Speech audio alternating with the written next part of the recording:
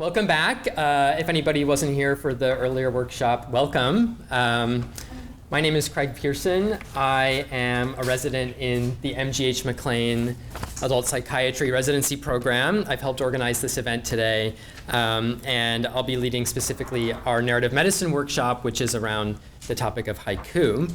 Narrative medicine, as many of you may know, basically describes the practice of bringing tools from literature and storytelling into the world of medicine with the goal of enriching and improving the experiences of practitioners, patients, and families. And today, I want to invite us all to think about haiku, which are a form of poetry that I think we can examine together as a way of grounding ourselves in a specific time and place. It has an emphasis on connections to the natural world, and I think it's also a tool that, because of its brevity, can be used in situations when we might not otherwise have a lot of time or energy to engage in creative writing. If anybody was here yesterday, we had the great Jeremy Nobel giving a talk on loneliness and creativity, and we got to do an exercise in haiku writing. So I'm hoping to build from those creative expressions and introduce a few new ways to think about haiku today. So my objectives for our workshop are to read some haiku together. We're going to talk a little bit about some different philosophies of haiku writing. We're going to do some writing exercises together. I hope you all have your pencil and paper. And then hopefully I want to leave you with a scaffold to continue writing haiku in your own way and on your own time. So I would like to start by examining together possibly the most famous haiku written. It's by the poet Basho. This is like the haiku of haiku. And I want to use this to examine some basics of haiku structure. So I put on the slide here the haiku written out in three different forms. We have the original Japanese at the top. I have the anglicized Japanese in the middle, and then an English translation on the bottom. And as many people know, or as you may have been reminded yesterday if you came, one of the most notable things about the haiku structure is that it has these syllable counts. 3 different lines, first line 5 syllables, second line 7, third line 5 again. And so if you look at the anglicized Japanese, you can count those syllables there. But I do want to point out, this may be controversial, but if we look at R.H. Blythe's English translation on the bottom, we can see that he has not adhered to the 575 syllable count in his English translation. And instead, what Blythe is trying to do, and he's translated a lot of Basho's haiku and haiku of other writers, is to try to capture the flow and sensibility that he finds in the original Japanese. And so we end up here with these 3 short lines that evoke an image, but we don't necessarily get the rhythm of the original Japanese. And so I just wanted to bring that to our attention first because if you would like, you can write your haiku by counting out the syllables 575. But I also want to liberate you, if you wish, to consider what can we do with haiku if we're just writing 3 short lines, and to introduce some other aspects of haiku structure and spirit into what we're going to write today. So whichever way you choose to do your haiku can be the correct way. So a few things about haiku. Traditionally, they cover a range of topics, but usually a lot of them have some relationship with the natural world. In this poem, we're shown in the first line an old pond, and then we see and hear a frog diving into the water. A few other things, in addition to dealing with nature, a lot of traditional haiku will contain words that indicate the season. So I'm sure people who have encountered haiku, you might notice that they'll often have something like the word autumn or the word winter. But even in some cases like this poem that doesn't have one of those words, there can be seasonal indicators that might be an animal. So in this poem, the frog is an animal that we would typically see in the springtime. And so this means that this is a spring-themed poem. So you can be creative with those as well, or you can choose not to use them. And then the last thing I really want to focus on with this poem as our example is the idea of capturing a singular specific moment in time. I think haiku are really well suited to capturing these momentary impressions. You have haiku about like a falling leaf, for example, or the cry of a bird. I think these are probably familiar to a lot of us. And they evoke this sense of time and place, but also gesture toward some sort of general or universal concept or theme. And this poem by Basho, I think it's really famous because it does this so well. We have in the first line this image of an old pond, which has this stillness and permanence, this sense of like eternity and being out of time.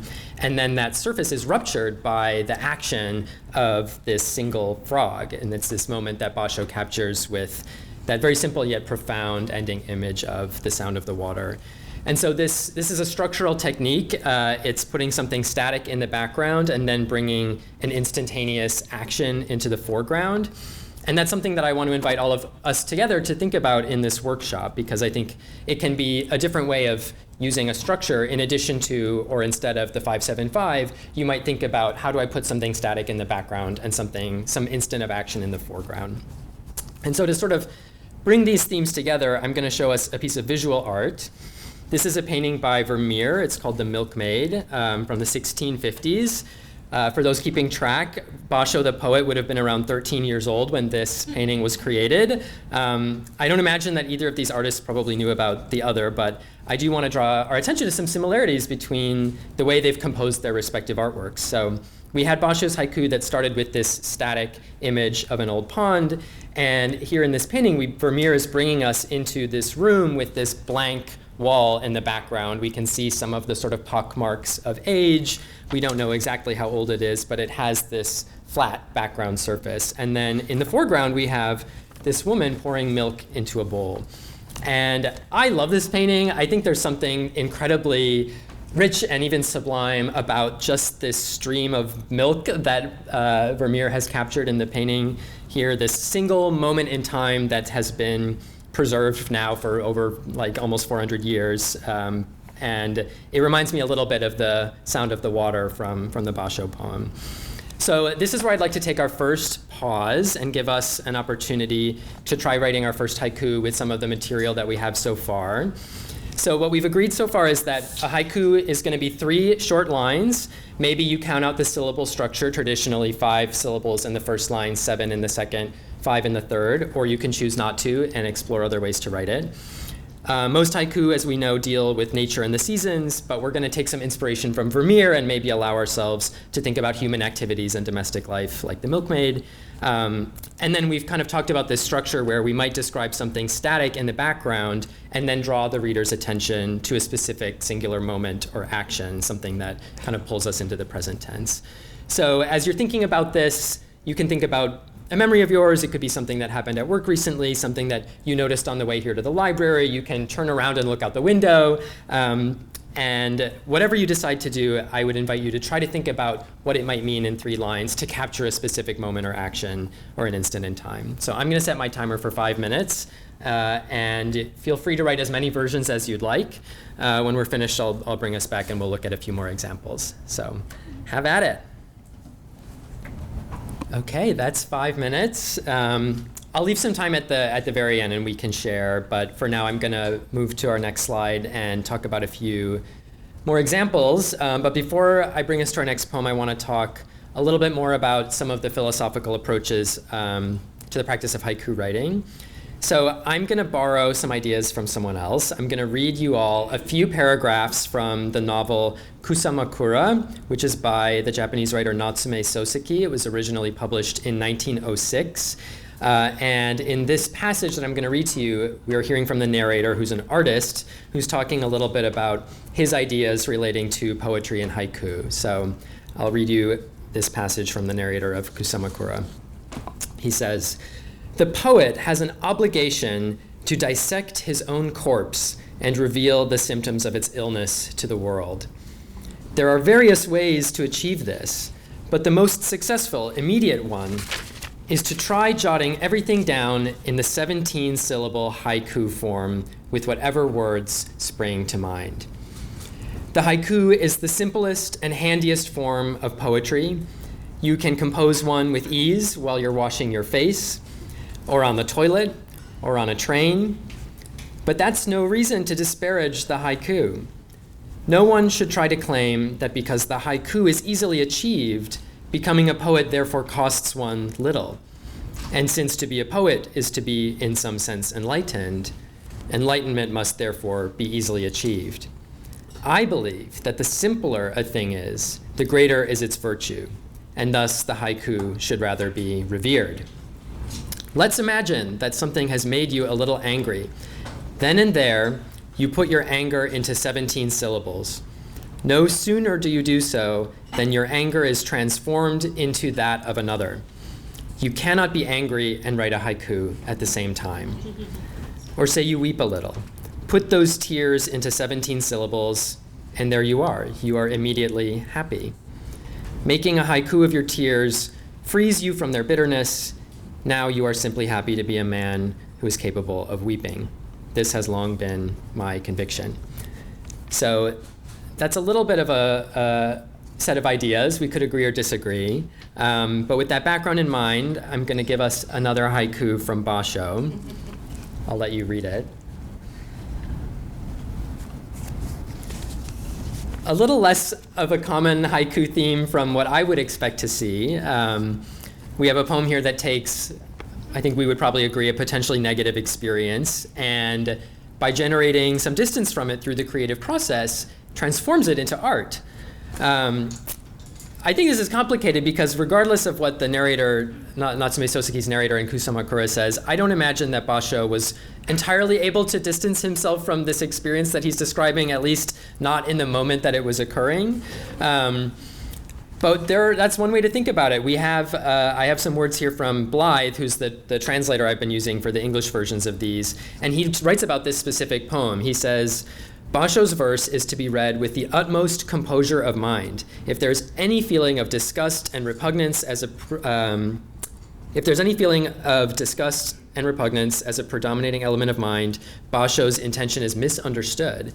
Fleas are irritating, lice are nasty things, a horse pissing close to where one is lying gives one all kinds of disagreeable feelings, but in and through all of this, there is to be a feeling of the whole in which urine and champagne, lice and butterflies all take their appointed and necessary place.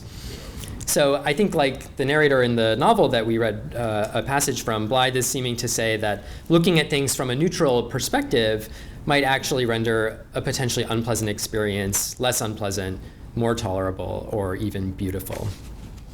So I'm going to read us another passage from Kusamakura, kind of complicating this idea that, as he had said earlier, making a haiku of your tears frees you from their bitterness. We'll see if we agree. This is a passage that occurs near the beginning of the novel. The artist/narrator has set off for a mountain village, and he gets trapped in a rainstorm on the trail. And Soseki writes, I watch as the fine-grained rain gradually thickens to long continuous threads, each twisted by the wind. My haori has long since become saturated, and the water has now penetrated my underwear, where it grows tepid from the heat of my body. It's an unpleasant sensation, and I tilt my hat low and step briskly out. If I picture myself, a sodden figure moving in this vast ink-wash world of cloud and rain, shot through diagonally with 1,000 silver arrows, not as myself, but as some other person, there is poetry in this moment. When I relinquish all thought of the self as is and cultivate the gaze of pure objectivity, then for the first time, as a figure in a painting, I attain a beautiful harmony with the natural phenomena around me. The instant I revert to thoughts of my distress at the falling rain and the weariness of my legs, I lose my place in the world of the poem or painting. I am, as before, a mere callow townsman. The swirling brush strokes of cloud and mist are a closed book to me. No poetic sentiment of falling blossom or calling bird stirs my breast. I have no way of understanding the beauty of my own self as it moves lonely as a cloud and rain among the spring mountains. To begin with, I tilt my hat and stride out. Later, I simply walk with my eyes fixed on my feet. In the end, I am plodding unsteadily along, with shoulders hunched. The branches filling my vision sway in the blowing rain, which drives in relentlessly from every direction upon the solitary traveler. This is a bit too much of the unhuman for my taste. So that's the passage. There's a lot going on. But I think that one way to interpret this scene from the novel is to say that, yes, being trapped in a rainstorm could be very poetic if we can capture it in the haiku form. But when the rain is falling on you, this isn't always so easy. And sometimes the thing we need to do is just get out of the rain. So I have some inspiration here from this woodblock print from Hiroshige, and I want to now invite all of us to, with these ideas in mind, do another writing exercise. So I'm going to ask you to think of a time recently when you were in some intense experience, some unpleasant moment, something that was like being caught in the rain. It could be something psychological or emotional. Soseki had talked about being angry or weeping. And if you're able to, I would love to invite you to just describe some aspect of that experience, like Basho did in his haiku with the fleas and the lice. Show us what happened, bring us into the scene, and then think about how the act of writing it down may or may not change your relationship with that event or your memory of it, or even accessing that original feeling. Does that make sense as a prompt? Thinking of something like being caught in the rain or whatever comes to your mind of an unpleasant or difficult or intense experience, and just write down in 3 lines what happened, what it looked like, what it smelled like, how it made you feel, and think about how that changes your relationship to that memory. We'll take 5 minutes. All right, that's our 5 minutes. So I'm going to walk us through one more exercise together. What we've done so far is examine some of the structural aspects of haiku. We've looked at the ways that writing a haiku might be able to create some distance between an experience or a memory and the depiction of that experience or memory, which might add different layers of meaning to it.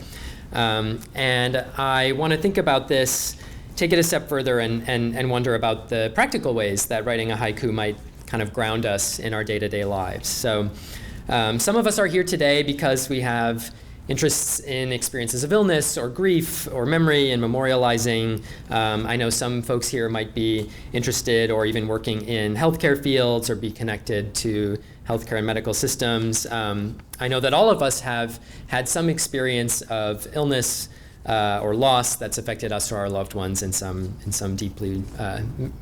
way that affected us very deeply. And so, I'm not going to argue that haiku can change those experiences necessarily, but I do want to explore how it might change our relationship to them, and thinking about ways that this practice might be useful to us. So there's one more quote from Natsume Soseki. He says, "Haiku can be written quickly and enable us in a moment to take a step back from our lives." So we've talked about that kind of taking a step back, creating distance. But earlier with the frog, we were talking about how haiku can also kind of draw us into a particular instant in time and place. And I think it's in some ways the tension between those things, the distance and then the being drawn closer, that gives haiku some of its power. So I'm going to show us one more Basho haiku. This is an example of somebody kind of taking a step outside of his own experience. He says, "Deep autumn, my neighbor, how does he live?" So the poem doesn't attempt to inhabit the experience of the other. We don't know how the person lives, but it does show us that internal experience of the writer, this act of wondering and thinking about someone else, even if it's only in the form of a question. And I think when we, in our day-to-day lives, are faced with things like illness and loss, whether it's in our own lives, those of people we care about, or for people working in healthcare, those that you might see in your work, this effort to imagine the experience of another person can sometimes carry a lot of value. So the last image that I want to show is a lithograph by the artist Edvard Munch from 1894. A little bit of background: when Munch was 14, his sister Sophie died of tuberculosis. And this loss had a lasting impression on him, of course, as we could imagine.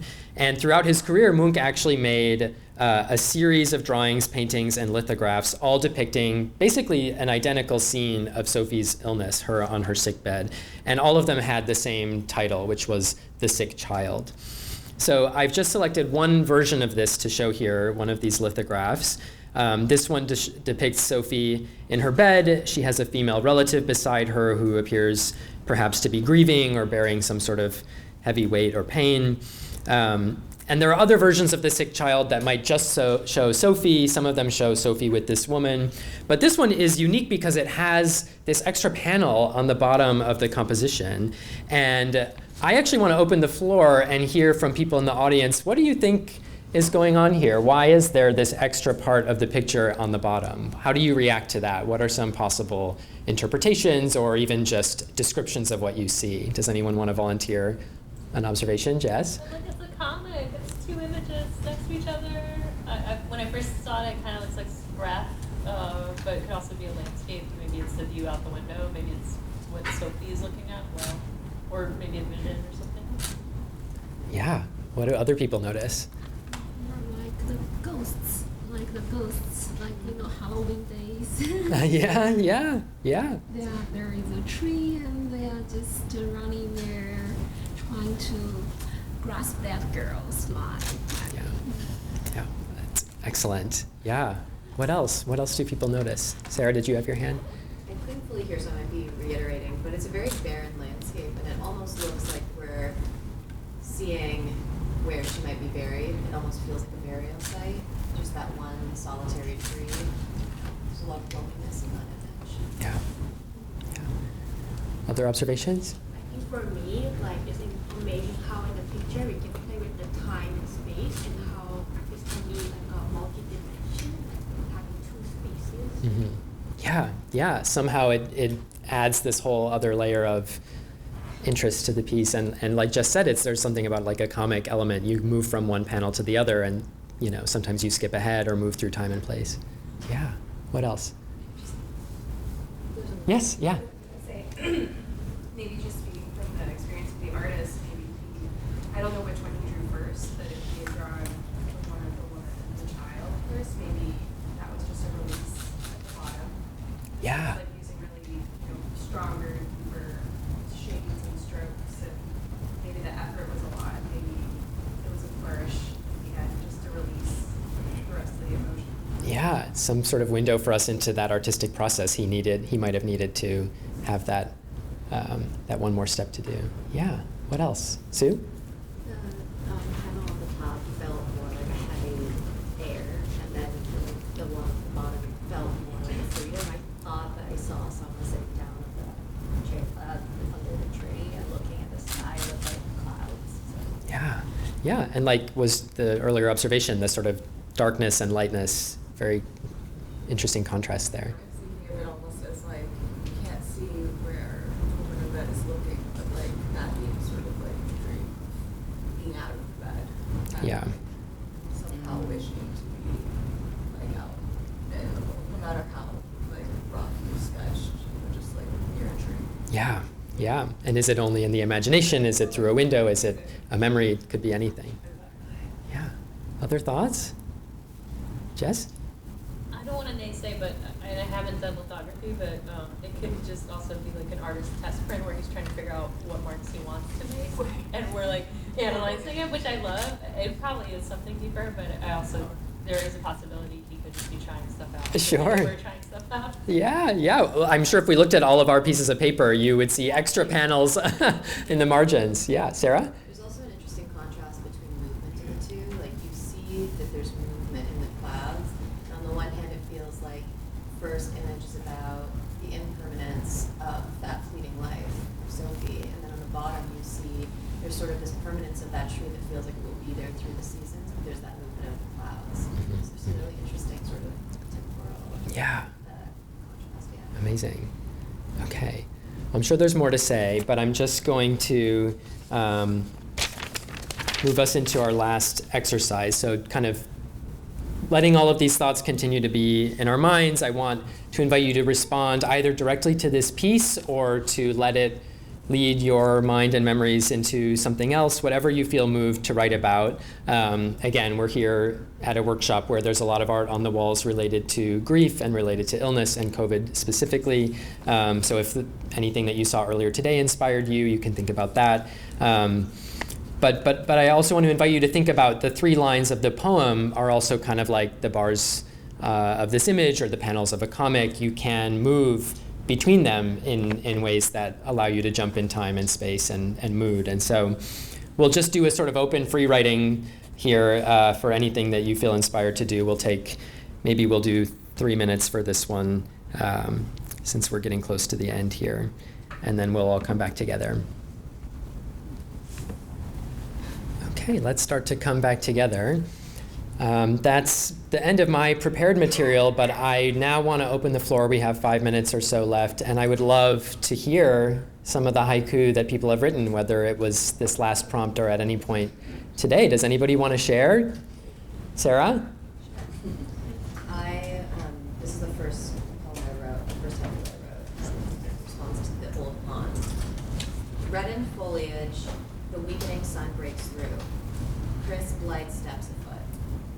Wow, and that was before the sun came out. Thank you. Who else has a poem to read? Yeah. This was sort of the middle one about a difficult experience. Yeah. I'm immersed in pain in the emergency room until the morphine. Powerful. Yeah. Thank you. I was fascinated by the in brainstorm ones as well, because the earlier ones felt a little bit more distant and positive, but mine was spasms will not stop, rabble breaks my bare hands, legs, oh, it is out of reach. So for either of you, how did it feel to put it into a poem? I'm listening to it like, wow, that's beautiful, but different experience. The earlier one, which was a little more text, the cars drive by us, suddenly I came concrete spasming on ground. And that felt safer.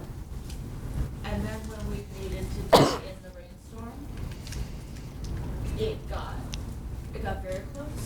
Yeah. And so when you were talking about that space of objectivity, it definitely, it was funny, I was like kind of teasing about the fidgets, but I needed a little bit of processing to like be like, okay, don't get caught in that memory of fear and like not. But it's interesting, I think, to think about narrative healing and what is sort of like how to engage with those safe spaces. Yeah. How much room in the haiku though is really good, Mhm. because at least it's also like Yeah. right. Yeah. But really good. Things I wouldn't have. Yeah, I mean, I was thinking of the art with the masks that are left blank. You know, so much of the spirit of writing in the Japanese tradition in haiku is about leaving things out, and what part is not left colored in, but might be suggestive of something really difficult or something unknown. Yeah. Does anyone else have poems to read? Jeremy. Well, I was kind of still impressed by the cartoon idea of Yeah. panels. So I wrote 4 haikus as a panel. Oh, let's hear it. In sequence. So, just another day, grief wanders by, licking its fingers. Leaves now off the tree, black branches arching skyward, grief cooling below. Bodies blown to bits, yours by chance, for now unharmed, leans slowly forward. The angel of death waiting patiently outside the sick child's bedroom. Wow. Yeah. Hearing them next to each other is, you start to think of how they're resonating with one another. I never would have thought of that without the cartoon exercise. Yeah. It was great. Thank you. Yeah. Anybody else want to share what they wrote? Jess? I don't know if they need titles, but I titled this one "Free Food." Elegantly pink, my tongue rolling in my mouth, pita stuck in teeth. I'm trying to think of something of What inspired that poem? amazing catering. Nothing that way. Thank you. Who else? Any more to share? Yes? I'm not sure is it correct or not. Close my eyes. I kick the air several times under the blanket. Love it. Yeah. Thank you. More? Yes? Great. Hands folded, pale hue, white as death, shouts of me, monitors keeping. Do you want to share anything about where that came from? Sure. I have a